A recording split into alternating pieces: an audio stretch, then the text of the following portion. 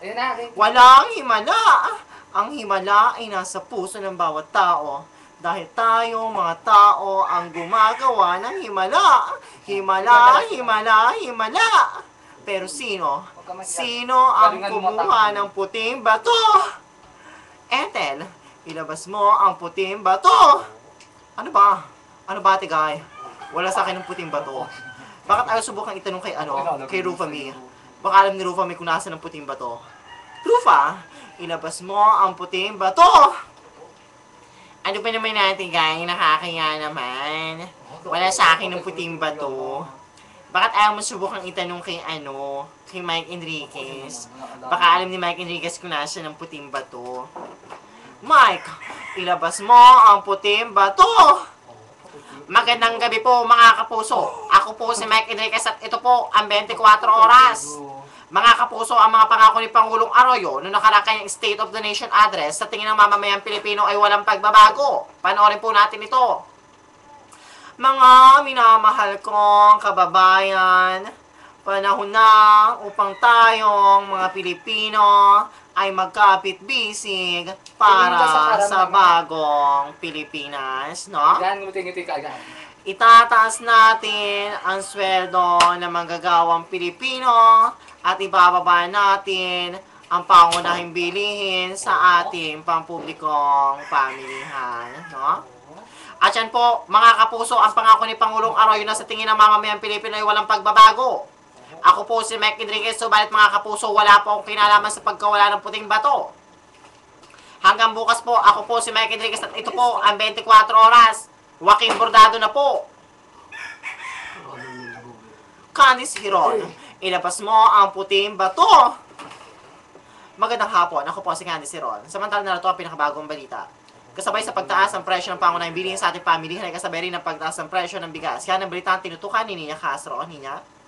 Maraming salamat, Candice. Kahapon nga ay nagtaasan ng presyo ng pangunahing gulay sa ating pamilihan. Samantala ngayon ay nagtaas naman ng doble ang presyo ng bigas na ang dating 40 ngayon ay 45 pesos at dating 36 ngayon ay 38. At yan mga kapuso ang ulat ngayon dito sa pamilihan sa lungsod ng Pasig City. Candice, maraming salamat Nina Castro live na nag-uulat ugnay sa pagkakaroon ng pagtaas ng presyo sa pamilihan ng Pasig. Samantala, panatili nakatutok sa GMA News in Public Affair para sa balitang walang kiniklingan, walang pinuprotektahan, walang kasinungalingan, serbisyon totoo lamang. Ako po si Candice Hiron, proud to be kapuso. Subalit wala ako kinalaman sa pagkawala ng puting bato. Sino? Sino ang kumuha ng puting bato? Ilabas nyo! Gas sa Belgas, ilabas mo ang puting bato! Samahan nyo ko sa gitna ng investigasyon kasama ang Seal of the Crime Operative.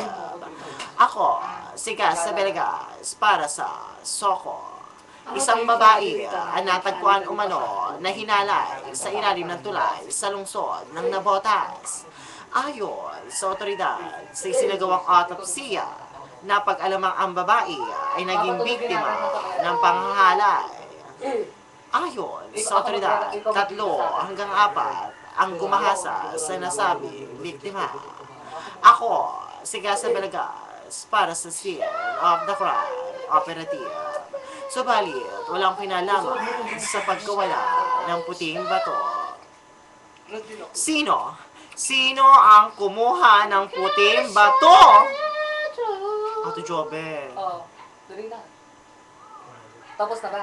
Vicky, ilabas mo ang puting bato. Wish ko lang.